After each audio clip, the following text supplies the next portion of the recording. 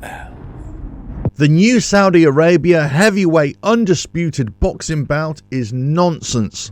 Let's get into it. Hello, welcome to On Me Head Son. I hope you're all well. If you like what I do here, don't forget to like and share the video, subscribe to the channel, and hit the notifications bell for all future videos. And go check out the RevelatorAlf podcast on Spotify as well.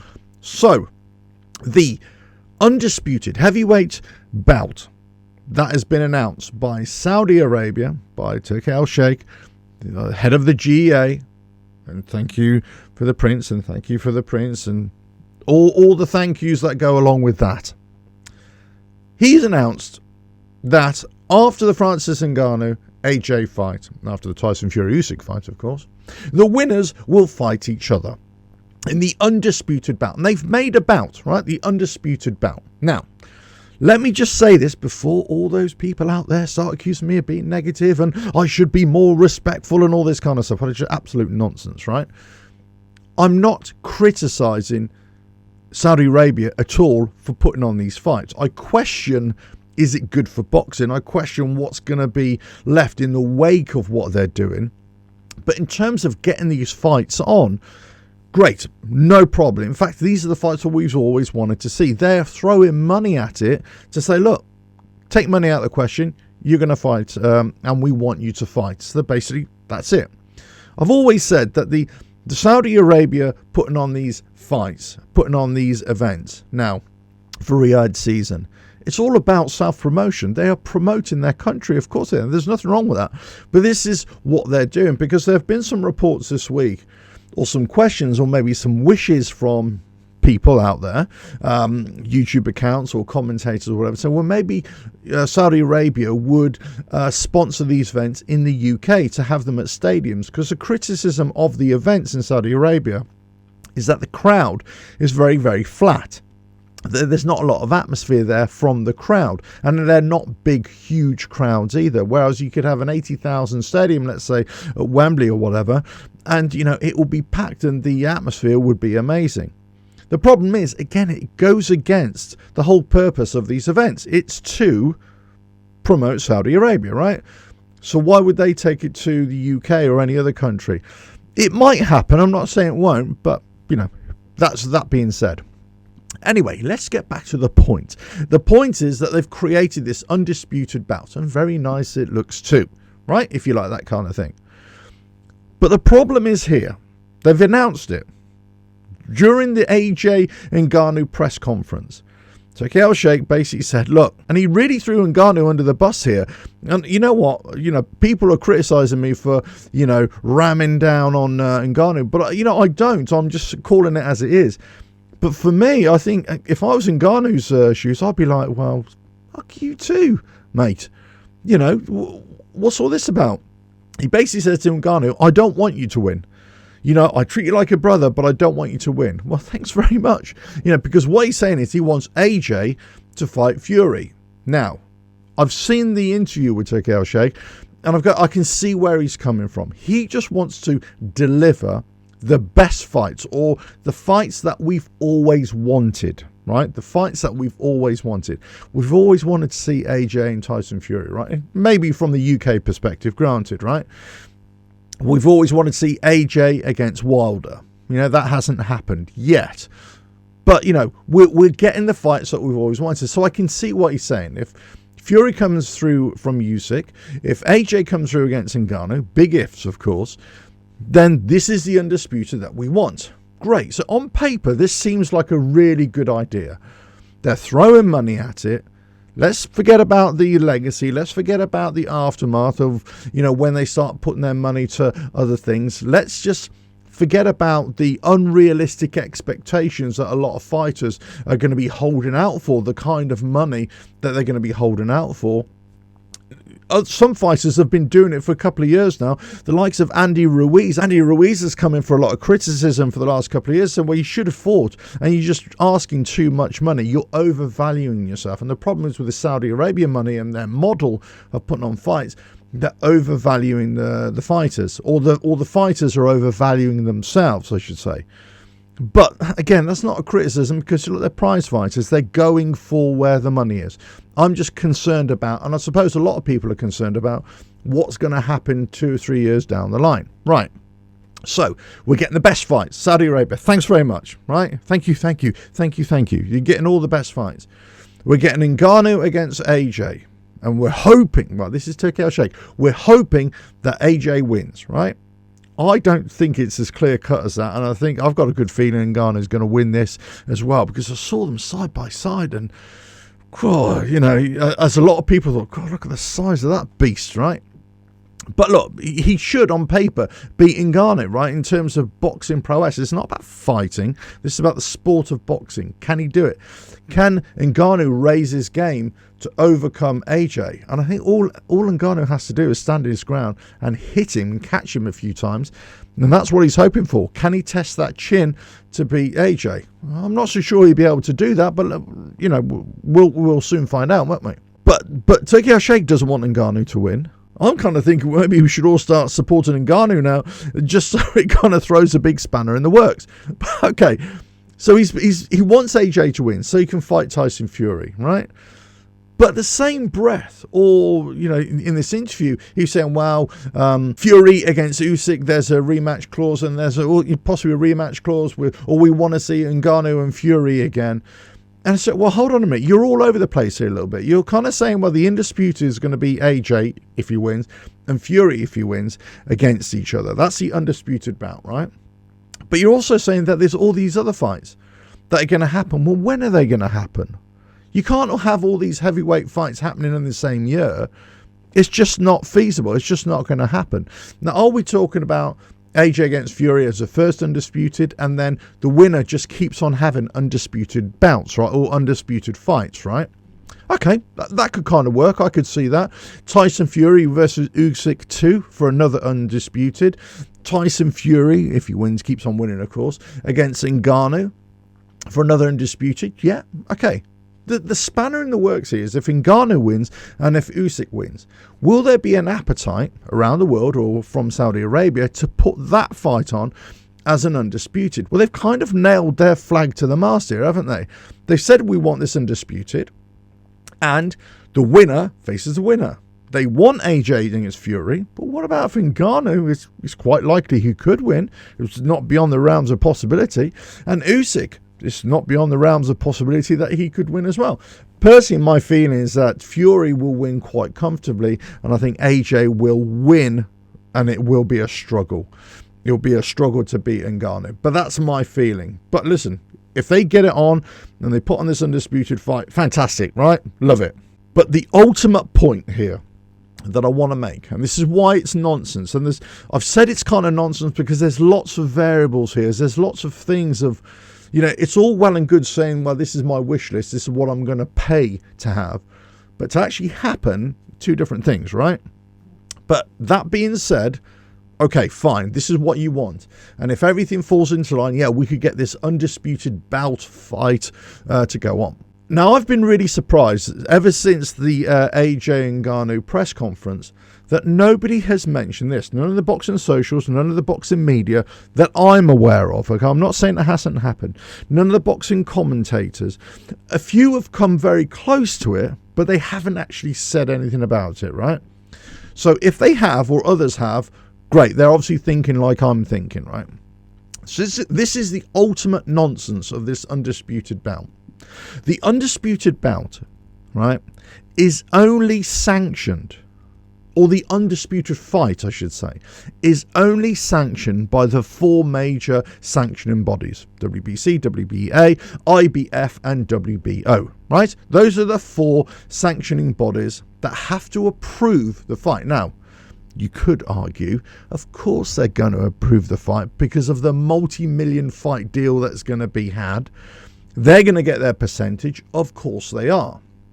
But there's one sanctioning body that has a history of, let's just say, spoiling the party or disrupting the undisputed crowns. And that's the IBF.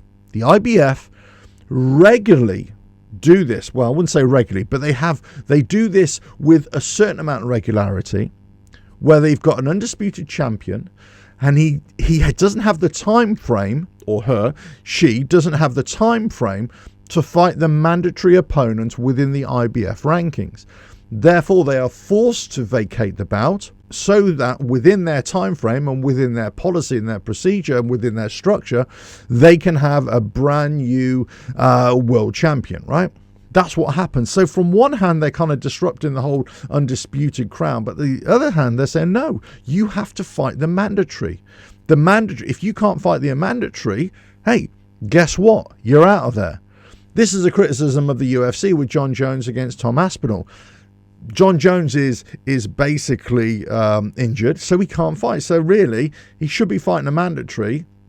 He's not fighting. He should vacate the crown. Now, this kind of happens in and out in boxing as well. Sometimes the time frames are all over the place. Okay, I'll get to my point because I know a lot of you kind of thinking we'll get to the point. But maybe you can read between the lines here and you can already tell what I'm thinking.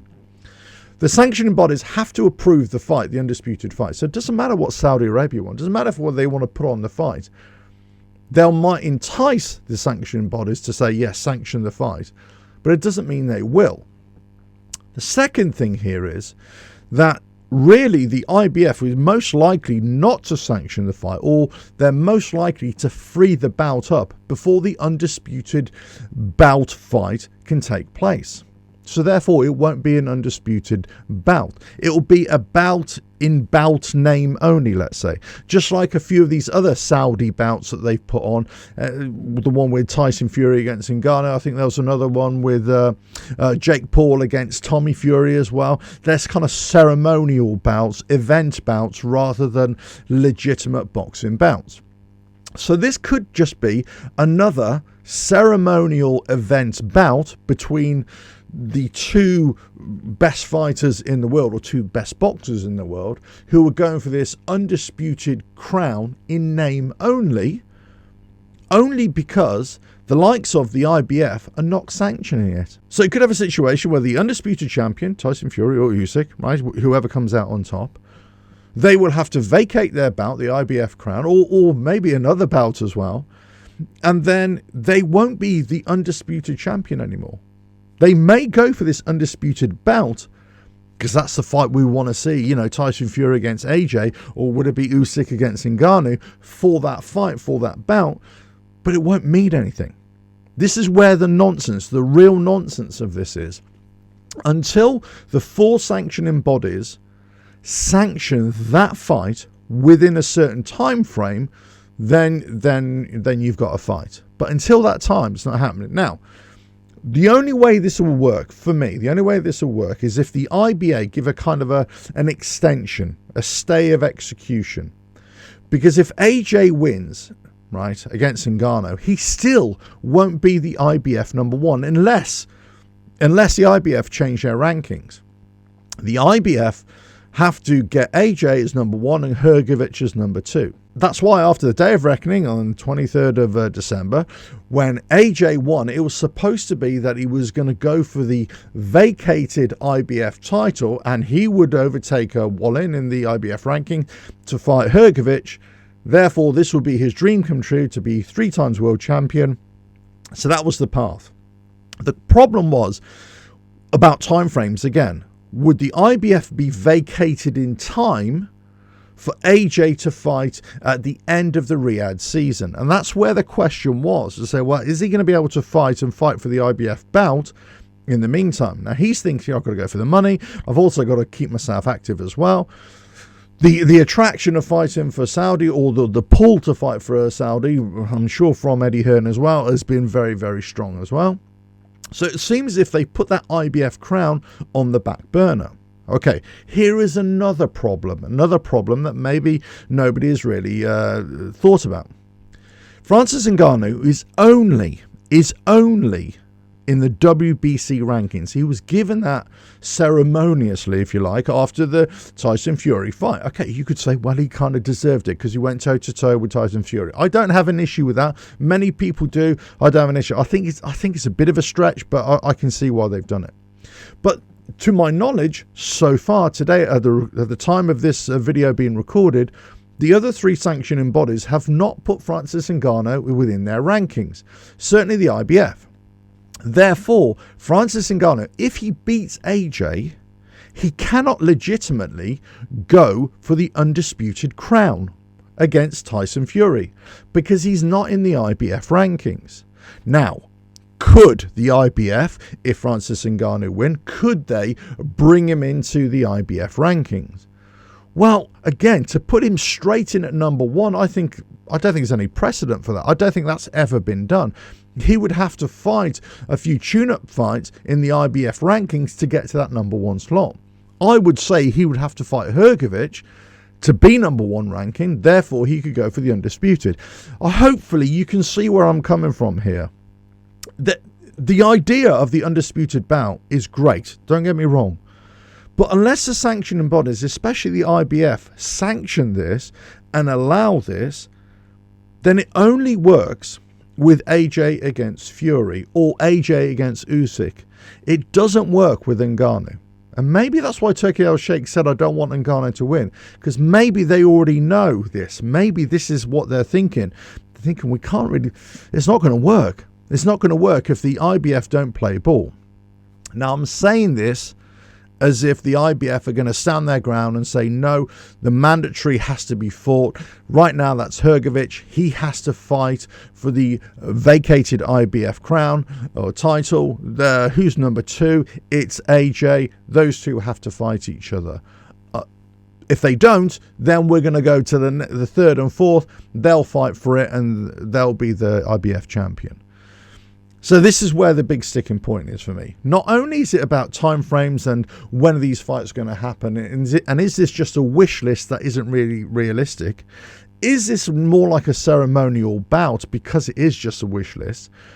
And it all depends whether the IBF and the other sanctioning bodies, but primarily the IBF, will allow it, will allow this to happen.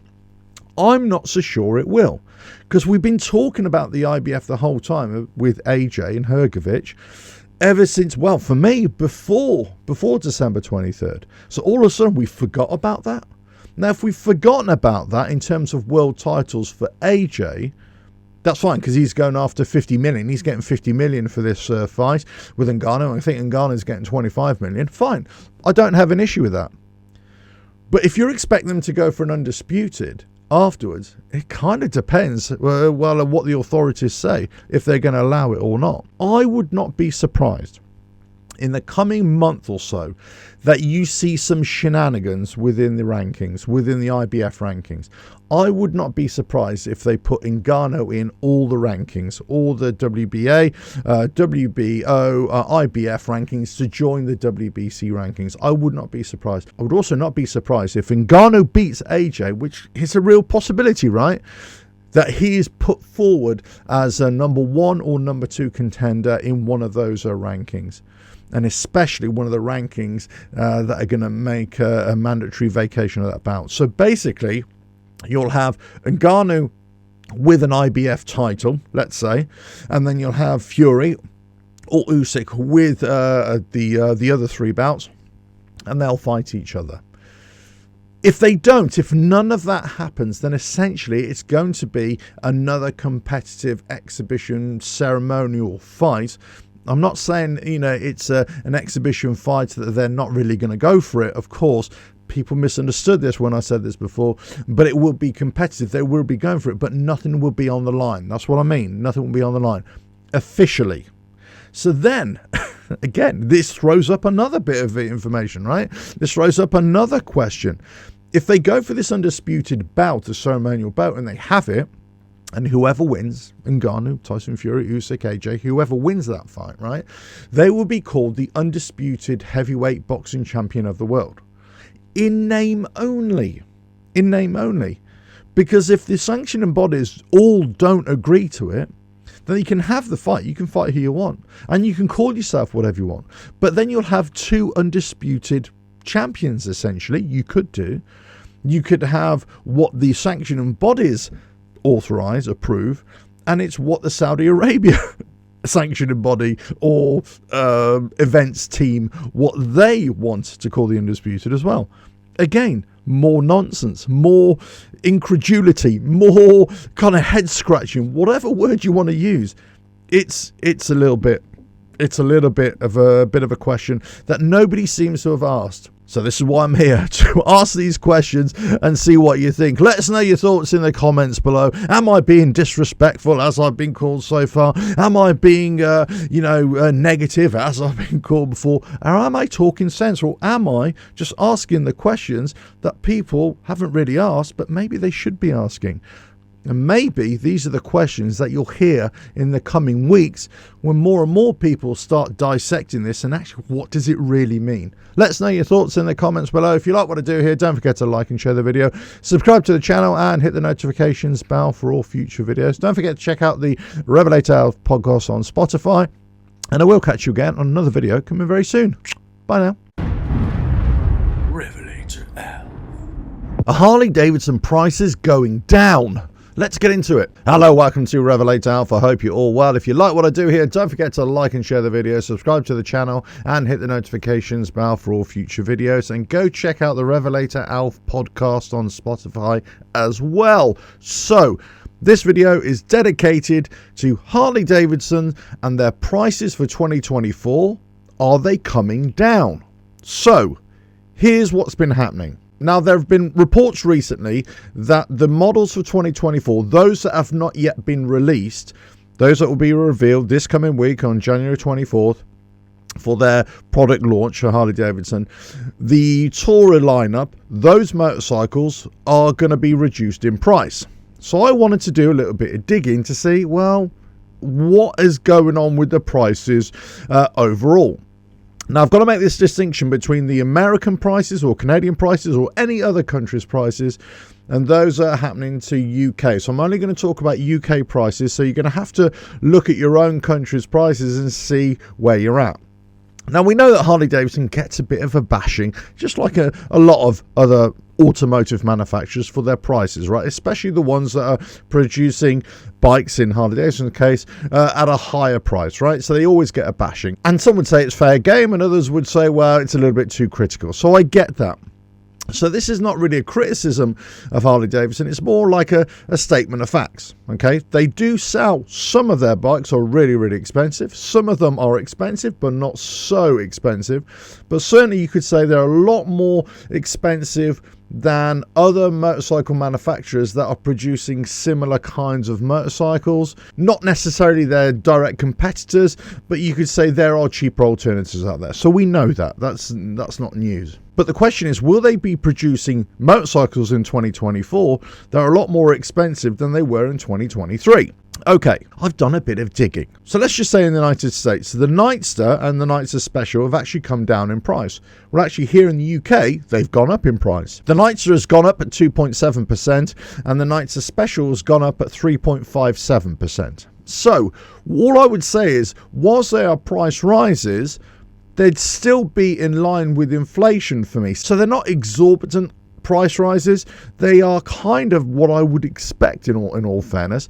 Whilst I don't agree with it, whilst I would say they are too expensive for what they are, and all those other kind of negatives, I would say actually as a positive, it's kind of in line with inflation, right? In fact, you could argue that they're lower than many inflation levels around the world, right? Okay, so that's the Nightsters. The Sportster S also gets a 2.29 increase in price as well. So again, in line with inflation or even just below inflation. It's not the price reduction or the price freeze that I would like, but again, you know, it's to be expected, I would say. Now, I'm not going to go through all the motorcycles that Harley Davidson have already released for 2024 and compare those prices to 2023. Well, I've done that, but I'm not going to tell you that. They all operate in the 1.5 to 3%-ish price increase. Okay, so that's where we're at. However, there are some notable exceptions, and this is where we've got to start thinking about these new prices that might be coming out for the 2024 launch models. Will they come down in price? Okay, so every motorcycle has got this 1.5 to 3% increase, apart from the Sport Glide. The Sport Glide has got a reduction of 2.23%. Woohoo! That's great, right? I'm not exactly sure why. It seems like it's a bit of an oddity here.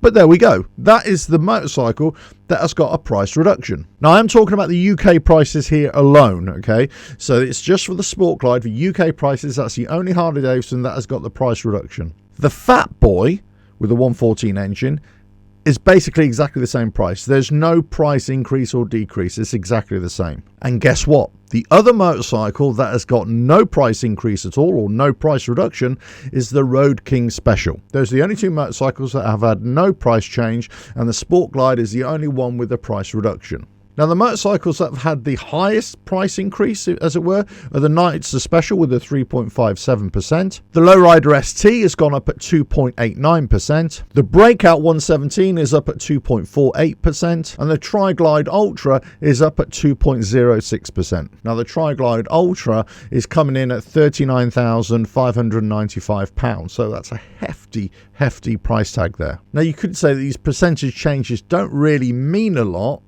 to the likes of you and I. It's more about actually how much extra the price is, right? That's what you're really interested in. And most kind of operate in the 350 pound price increase. That's where most of them are. The Knights, the Special has gone up £500. The Lowrider ST has gone up £600, as has the Breakout 117. That's also gone up at £600. And the Tri-Glide Ultra, that's the one that has gone up the most. That's at £800. So let's just take all that into context and talk about these new bikes that are coming out in 2024. And essentially, we're talking about the Grand Tourers, right? We're talking about the CVOs, which we in the UK don't have the prices for 2024. So we're talking about the CVOs, we're talking about the Road Glide, the Street Glide, and of course the ST models as well. Now, obviously, there could be substantial changes within those models, whether it's fairing, whether it's engine upgrades. We just don't know at this stage. There's lots of rumours, of course, and you can watch my previous videos about that. But if we're just talking about those motorcycles, will they get a price reduction? So I suppose you've got to look at the motorcycles that have already been released. And notably, the Road King Special, which has had a 0 price increase, and the Road Glide Limited, the Ultra Limited, and I suppose you could include the Trikes in here as well. They've all had price increases. So it will kind of make sense that you're going to have a price increase, or at best a price freeze, on the models on these touring models. But will it be a price reduction? I really can't see it. I really can't see there being a price reduction on those models that have also had upgrades, because this is basically what we're talking about. We're talking about those models that have been listed that are getting new fairings or engine upgrades, whether they're going for 117 options, whether they're going for variable valve timing options. They're not really going to produce those bikes for less money. I'd be very surprised if they're less money. Now, could we hope for at least a freeze on the prices? Well, again, personally, I think that's highly unlikely. But it could happen. Granted, it could happen. I suppose what is most likely that there will be a price increase, but that price increase will be in line with all the other price increases, which will be below the inflation level. So they're introducing new motorcycles, new technologies, new variants, I suppose, the best way to describe it. They're not going over the top on the price increases. So this will be a lot easier to stomach for a lot of people. In fact, you could argue that if they just increase the prices a couple of £100, dollars, shekels, whatever it is, that's not really going to put off prospective new buyers for 2024 models. The argument would be, well, why would you go and buy a 2024 bike when you can get a 2023 bike for less money, let's say, especially, as I've said before, a nearly new bike or a used bike that's, let's say, got 1,000 miles on it. Why would you spend that money on a 2024 bike? However, if the price difference between a 2024 bike and a 2023 bike, brand new, 0 miles on the clock, is only £200 or £300, $300 or $400, let's say, then you kind of think, well, yeah, I can see where lots of people would go for it. So the point of this video really is to look at the data, look at what's been happening, and really just to, I suppose, push back on those who would say, well, yeah, we're getting price decreases here. If we are, I think it's really welcome, of course. Of course you're going to welcome that. Of course you are. Is it realistic? I'm not so sure. I would be very surprised if we're going to get price reductions. Now, I've got to say this is for the UK prices, and I have been saying the whole time, I'm talking about UK prices here, and I suppose by extension European prices and global prices, okay? Because the United States prices are always cheaper. So you have a different price point and a different marketing and pricing strategy than goes on the rest of the world. So let's say the Nights and the Nights are special have come down in price in the United States, whereas here in the UK, and I haven't checked in other parts of the world and Europe, but let us know in the comments below if you have, they've actually gone up a little bit. Still only 2 or 3%, but it has gone up. Whereas in the United States, it's gone down. So could it follow suit in the United States? The prices for the new Taurus will be 0% increase, or there will be a slight reduction, let's say 1 or 2%, or will they increase in line with inflation with the rest of the price rises here at 2 or 3%? I've got a feeling it's going to be a 2 or 3% increase. I wouldn't hold my breath for a price reduction. But listen, hey, I could be completely wrong here. At this stage, I'm just looking at prices and comparing and contrasting and seeing where the most movement is likely to be. What I find really interesting was that there's no price increase for the Fat Boy or the Road King Special. And the Sport Glide actually came down in price. Now, I don't know if that's got anything to do with them not being able to sell the Sport Glide enough. They want to get rid of stock, so they just want offering it at a slightly cheaper price. I really don't know. But it's interesting that one motorcycle that I own that I've been raving about for years and years has got a slight price reduction. And it could be that they found that 2023 prices were slightly higher than they needed to be. And the 2024 price, if they added that 1.5%, 2.5%, 3% increase like all the other motorcycles, it would be too expensive for what it is. Maybe. I have no idea on that in that regard. So there you go. That's all the price increases for the existing models for 2024. Could we expect a price reduction or price freeze for the model variants that are to be announced on January 24th this week? Wishful thinking, I would say, wishful thinking. But hey, that can only be positive, right? If something does happen, if they prove me wrong and reduce the prices, that can only be a positive. At best, I think a price freeze, but a marginal price increase, I would say, is most likely. Let us know your thoughts in the comments below. Let us know where you're from in the world. If you've noticed what the price increases are for the existing models where you are, 2024 bikes versus 2023 bikes. Have there been any price reductions in your country where you're riding? And what are you expecting for the prices for 2024 bikes to be announced this week? Let us know your thoughts in the comments below. If you like what I do here, don't forget to like and share the video, subscribe to the channel and hit the notifications bell for all future videos. And I will catch you again on another video coming very soon. Bye now. RevelatorAlf. A comedy podcast failing. Let's get into it. Hello, welcome to the Alf Casparo channel. I hope you're all well. If you like what I do here, don't forget to like and share the video, subscribe to the channel and hit the notifications bell for all future videos. And go check out the RevelatorAlf podcast on Spotify as well. So, this video is all about, well, I love a good comedy podcast, just like the next person, right? I go out walking my dog and I'm listening to Joe Rogan or any other of the comedy podcasts out there, and some educational ones as well. I do listen to those. But listen, I love a good old podcast, especially when I'm on my own head and I just want to be doing my own thing without distraction. Love it. Love listening to them. But are they failing? They seem to be coming under increasing criticism from a lot of people out there. And I've been seeing quite a few videos recently on YouTube where certain accounts are actually calling out a lot of these podcasts for some of the stuff that they say and some of the things that they do and the antics that they get up to as well. Now, the thing is, with a lot of the comedians, they're always talking about, I suppose, the free speech, the last great line in the sand, where we can actually say what we want to say. So they're always talking about that kind of thing. And this is why I like listening to Joe Rogan podcast so much.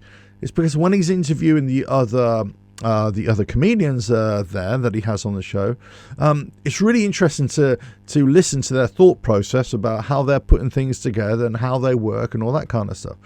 And in the past, I've used a lot of those kind of mechanics to help me with my public speaking or making videos or anything like that, in terms of timing, in terms of cadence and all these kinds of things, right? So it's really interesting for me for that. Now, I love comedy anyway, I always have, right? But the point here is that some of these podcasts, especially the ones that have come out since or during the COVID era, the kind of internet comedians who've got really, really big, are putting out their material and their funny kind of anecdotes into the world. All of a sudden, they're getting a bit of backlash. Matt Rife was one from the United States recently. Yeah, really funny as well. But his female audience, predominantly female audience, kind of turned against him in this kind of cancel culture nonsense when he put out his Netflix special. When he's made a funny joke. Now, I've got to say, I thought it was okay, his comedy special, but I didn't think it was fantastic. One of the problems that I find with a lot of the comedians and the comedy podcasts, especially the American ones, is that the stories get lost in translation a little bit. Because sometimes, especially on the Joe Rogan show, he'll be talking about things that are particular to United States of America in terms of politics, in terms of names. And a lot of comedians do that as well. They're talking about individual things that they know very well, but maybe us in the UK or around the world don't know. So we can see the humour. Of course, we're not thick, right? We can see what's funny, but at the same time, if we don't know the backstory, the context, it's a little bit, as opposed to a big belly laugh, right? So I get it. I get that there's a loss in translation sometimes. But I think sometimes a lot of the comedians, they kind of get ahead of themselves. And then when they're talking with other comedians as well, there's a bit of bickering amongst themselves. And this has been happening quite a lot as well. Now, very recently, a very well-known comedian from the United States, who's been in quite a few films as well, many films actually over the years, Cat Williams, right? He went on a kind of video podcast and the Shay show, and he basically started calling out everybody, all these other comedians. Now, again, this is where I talk about this kind of lost in translation a little bit. I've seen Cat Williams shows as well, and I thought they were really funny as well. But it still comes down to they're funny, but they're not that funny because there's a lot of context that kind of escapes us because we don't really know it, right? But then there's been a backlash against him from American comedians. So you can't say that, you can't do that, you can't do that. There's been quite a few YouTube accounts calling out these comedians and all these comedy podcasts with what they're saying. And they're using some of their material to highlight where they've gone wrong. These comedians then have put a community strike against these YouTube channels and made a copyright claim against them as well, saying you're stealing my material or using my material, as opposed to just kind of taking it in good fun, or maybe just realizing, you know what, I was a bit of a dick there. Maybe, somebody's calling me out. All right, fair enough. Shame on me. But no, they're kind of taking it out on them as well, especially when you're talking about these are the purveyors of free speech and free thought and going against the regime, going against the man. All of a sudden now, they're not allowing other people to go against them or go against the comedy system, as it were. So the question is, well, are people just getting a bit fed up of it? Now, I saw a video the other day where they were talking about the Andrew Schultz comedy podcast and Flagrant and some of the other things that he was doing as well, and how he's grown as well. And it's just picking holes in what they were doing. Now, I know it's easy to pick holes in any performer's act or what they do or their career and everything like that. You can pick holes in anything. And crikey, I've been doing it for years as well. You can pick holes. You can say, did they really say that? Did he really mean that? Hey, what about if he said that? Then obviously this doesn't apply to this. So there's lots of things that we can use that kind of we can twist and make it into another story. Now, sometimes we make that into a bit of a comedy sketch. Sometimes it's a bit of anecdotal spin. Sometimes it's just a bit of a wry look on the world. But essentially, you can take what anybody says and twist it a little bit. So I'm sure there's a lot of that. I'm sure there's a lot of people thinking, well, hold on a minute. We don't think you're that funny and we're going to hold you account a little bit. So I think there's a little bit of play on both sides.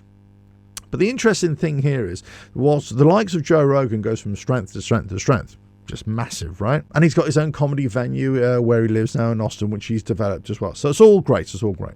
A lot of others have jumped on the bandwagon in this kind of podcast frenzy of the last few years as well. They've realized that actually they don't have to go on the road. They can deliver their act, let's say, online. They can deliver their act online and never really have to do anything. They can get guests in and they can just have a fun show and then just use the likes of YouTube and Spotify and what we as YouTubers would try and build up as income generation. They know that they can do it from that, and some of them have done it very, very well. But they can only go so far. they can only go so far where people kind of get a bit bored. And I've seen this in my own content before, and I've seen this in projects that I've been involved with before.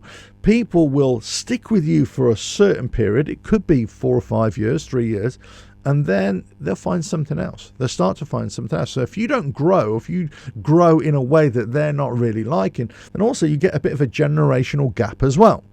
Your initial fan base will grow with you, but then they might start leaving. But because you've gone off in a bit of a tangent that is driving away your original audience, you're also failing to attract your new audience as well. So all of a sudden your numbers start to dip. This is what they're saying about certain YouTubers out there, or certain podcasters and comedy podcasts. Actually, the numbers are coming down. Now, I'm not saying this is an early indication that these comedy podcasts are going to fail or they're going to go on and do something else.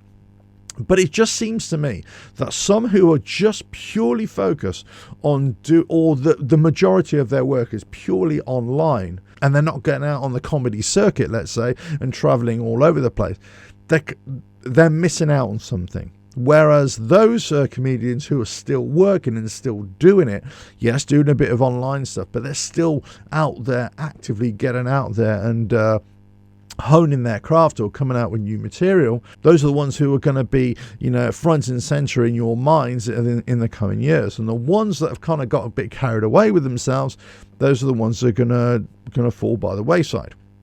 Now, this kind of problem that they're facing, but also, let's say, a double standard that many are accusing them of, was kind of illustrated to me in a recent podcast which I heard and I saw with True Geordie, who I watch quite a lot here in the UK. And I don't always agree with a lot of stuff. I don't always agree with a lot of what Joe Rogan says, but it's always worth a watch, right? So that being said, I enjoy his content. And he was interviewing Akash from the Flagrant podcast from Andrew Schultz, who've come under a lot of criticism. Interesting. What he said was, he was talking about his own heritage, and he was talking about comedians making jokes about his heritage, his Indian heritage, which he didn't like or he didn't necessarily find funny. But he said what he found even more interesting, or what he found more that he didn't like, was people from his own background making fun of his background. And I just thought, what are you talking about? What are you talking about? You just seem to be closed off in this mindset that it's okay to make fun of everybody else, but you can't make fun of my background, and I don't really like other people making fun of my background as well. That's completely closed off for me. And I'm just wondering whether a lot of them feel like that. A lot of well-known comedians were notoriously arseholes in the background. I know Hicks, right? Bill Hicks was notoriously a bit of an arse. I don't know that firsthand because I just was a kid when he was doing his bits. But I've spoken to a couple of people now, and comedians who actually said, yeah, I did a set years ago, and he was a right arsehole in the background as well. So look, just because they're comedians doesn't mean they're funny on stage. It doesn't necessarily mean they're funny off stage. They could be right dickheads as well. But this Akash is footage of him really being an arsehole to somebody in a front row once as well. He wasn't exactly enjoying himself and being great himself. But at the same time, he kind of took it way too far in criticising this person. It's just what just because somebody doesn't find you funny or is not really enjoying your show doesn't make them an arsehole. It just makes you not very good at entertaining them. But getting back to his point on the True Geordie show, he said, I don't really like it when other people are, having a go or making fun of my culture. But hold on a minute. You're missing out then on all the comedians that are in India, Bangladesh, Pakistan. There's lots of comedians on the circuit out there, especially in India. In fact, stand-up comedy in India has grown and grown and grown. And guess what? They're making fun of their own culture. But is this just Indian comics that are doing it? No. Every culture, every country that has comedians, guess what? They make fun of themselves. They make fun of their own experiences. They find funny anecdotes or funny observations in whatever they're seeing. If I take, from my heritage, an Italian background, lots of Italian-American comics, English-American comics, Italian comics, Australian Italian comics as well. All their material is all about the Italian society, the Italian community. Now, for us on the inside, as it were, it's so funny. It's amazingly funny.